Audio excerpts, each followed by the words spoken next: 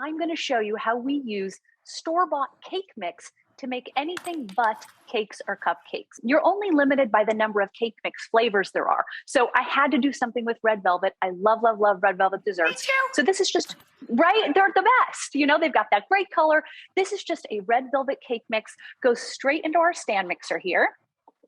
And it's kind of crazy to think that you can actually make really soft and chewy cookies with cake mix by tweaking a little bit of what we kind of add to it.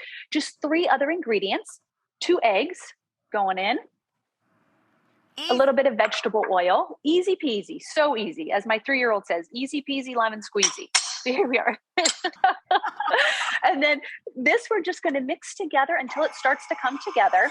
So easy. You don't need to add any other fat or any sugar or anything to this because that's the beauty of using the box cake mix. It's already all in there. So save yourself the time of measuring and sifting and all that other stuff that we need. We need minutes in the kitchen where we're using these shortcuts. And then white chocolate and red velvet, a very classic combo. Wow. So a few of those chips go in.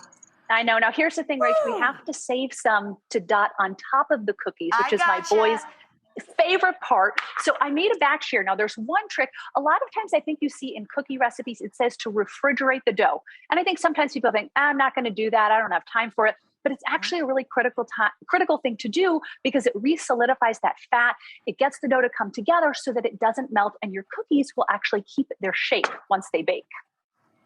Oh, that's really important. That's a great reminder. Don't blow that off, you guys.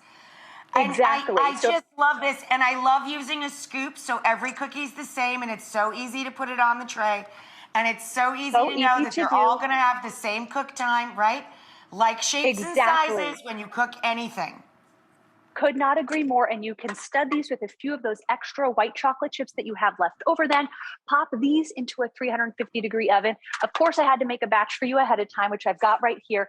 And I have to say, Rachel, I don't know if you've ever tasted a cake mix cookie. They are the chewiest, softest. I mean, do those not look like straight out of a bakery? Their texture is unbelievable. They're so beautiful. They're crazy. And they look like giant ladybugs.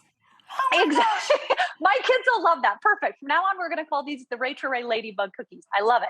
Oh my gosh, they're gorgeous. Congratulations on the book because the Secret Ingredient Cookbook is the greatest name ever.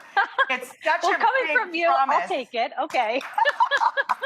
It is such a big promise, and it's so much fun for people. It just gives them the promise that they can do everything in it.